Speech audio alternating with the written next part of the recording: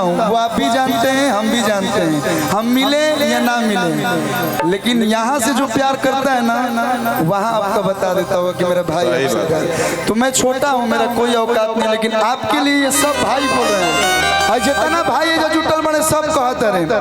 एक सेकेंड, जब भाई शब्द लग गया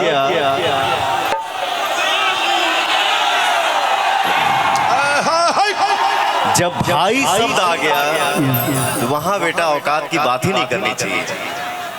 भाई से बड़ा प्यार, भाई से बड़ा दोस्त कोई हो ही नहीं सकता। वाह वाह, ये सब भाई गा रहे हैं, मैं नहीं गा रहा हूँ। इन लोग की आवाज मैं गा रहा हूँ। बैठ जा। हमारा रहते बोले भैया कोना बात के चिंता बा। ये सुधीर भैया गा रहे हैं, रमेश भैया, सब लोग। कि तहरा के हाथ लगा दी जब ले बघावा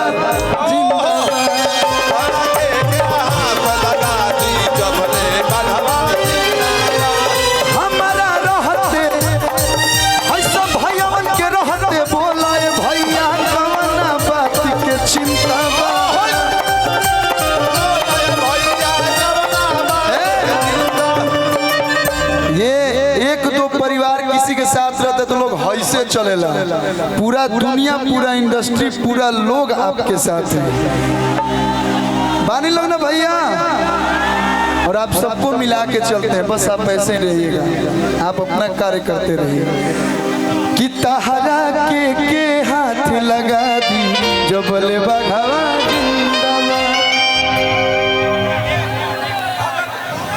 हमारा के हो हाथ लगा दी जब ले कलुआ जिंदाबाद।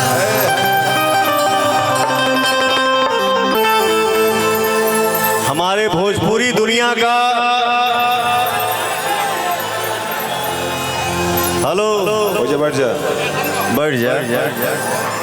मनोरंजन बाबू थोड़ा सा आगे बैठ जा बगल में। हमार भोजपुरी दुनिया के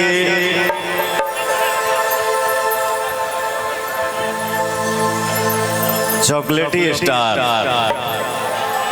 रॉक स्टार, स्टाइल तुम देते हो। हमसे थोड़ा सा ही जूनियर है जिसका नाम है कल्लू। 6 महीना छोटा है।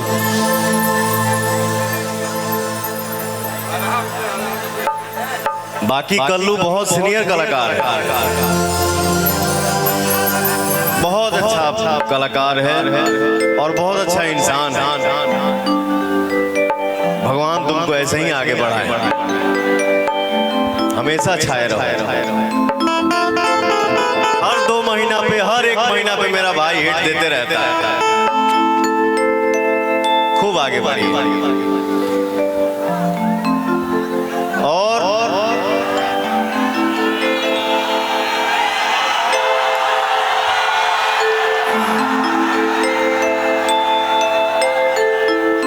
जिसको एक भजन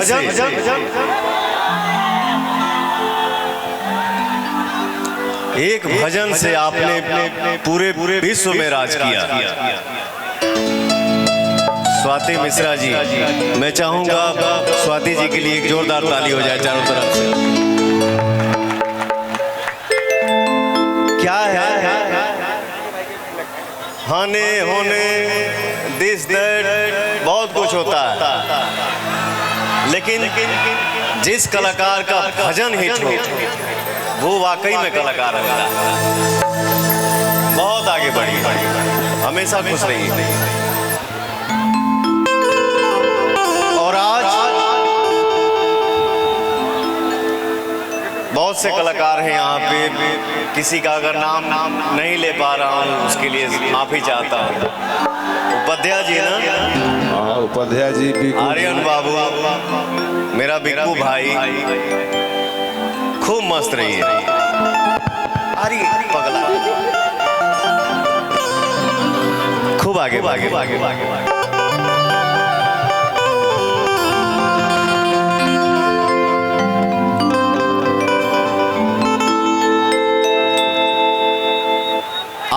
इस मंच पे हमको आने का सौभाग्य प्राप्त हुआ। बाबू भाई हमारे बड़े भैया सुधीर सिंह जी, आपके वजह से मुझे यहाँ आने का मौका मिला। आपको दिल से थैंक यू भैया, बहुत बहुत धन्यवाद। और बिट्टू भैया के छोट भाई के तिलक बना मेरा धनु, मेरा छोटा भाई राजकुमार, कल्लू के बड़ भाई, पता नहीं हमारा से छोटे हो गए उम्र में, आंसू बाबा।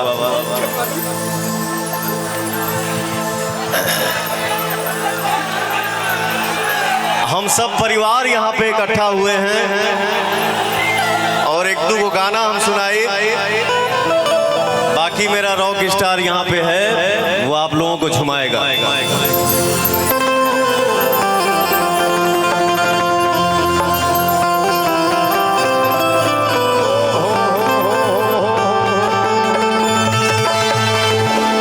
सरदा भवानी रखा सभा बीच पानी,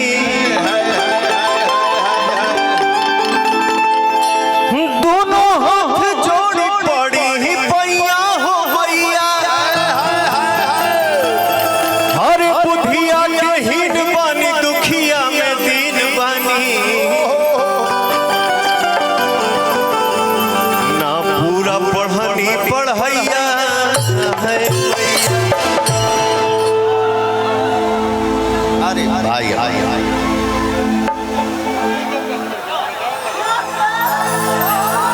आज बड़ा ले लद्दाख में टोपी पहनने बड़ा। कुछ बोलना चाहते हैं? नमस्ते।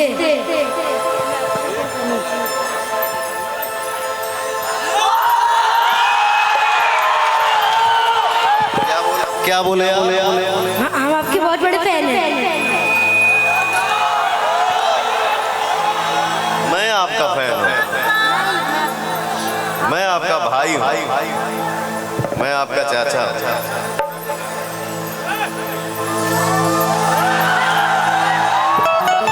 हर सनहिया लगा बहुत बात नहीं,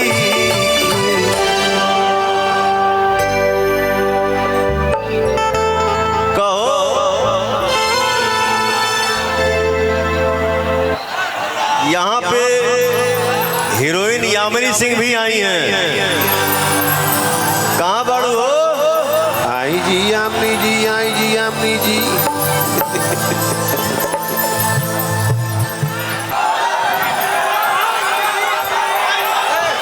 3 and 2 जिंदाबाद जिंदाबाद। हंसलू तो भाग हमारा जाग जाए, हंसलू तो भाग हमारा जाग जाए, हमारो जा हमारो तोहरे के लाग जाए, जा हमारो तोहरे के लाग जाए, हंसलू तो भाग हमारा जाग जाए, हंसलू तो भाग हमारा जाग जाए, जा हमारो जा हमारो तोहरे के लाग जाए, जा हमारो तोहरे के लाग जाए।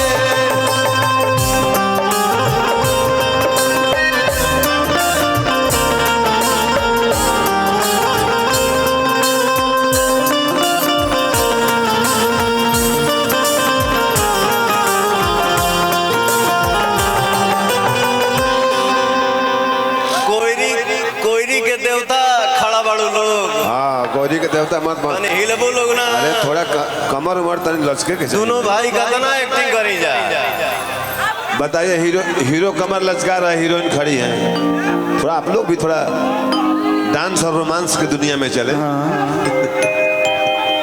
लगाओ हेलो लगाओ लगाओ लगाओ। अरे बाबाले को तो जरूरत बा। लगाओ फुल साउंड में लगाओ।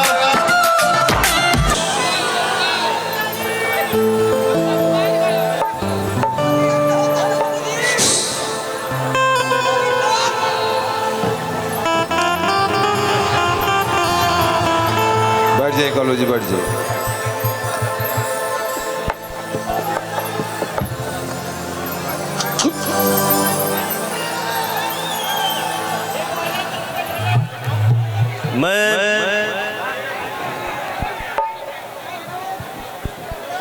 मैं चाह रहा हूं इतना सुंदर गायिका,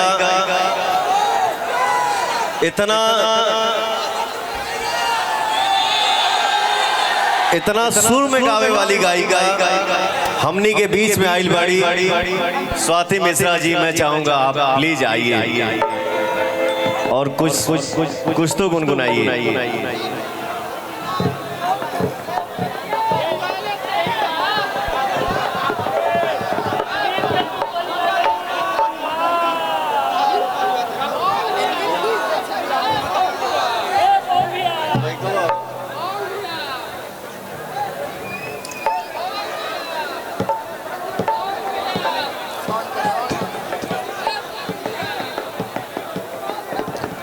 हेलो हेलो हेलो हेलो।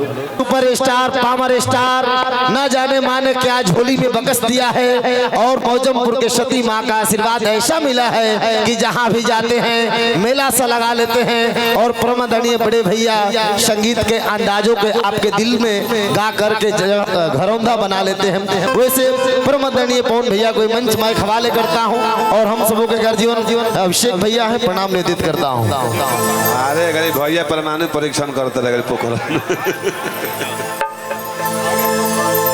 नो कोई स्टार,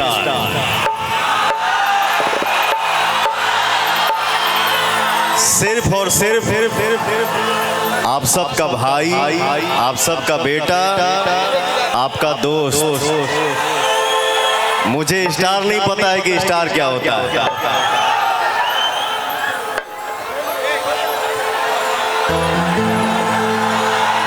जानला हो भैया, नो कोई स्टार, ओनली आपका भाई।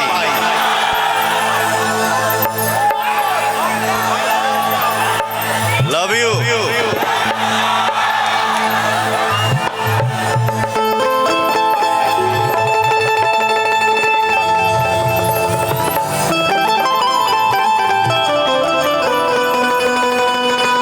बाप रे बाप, कितने हमारे यूट्यूबर भाई आए हैं।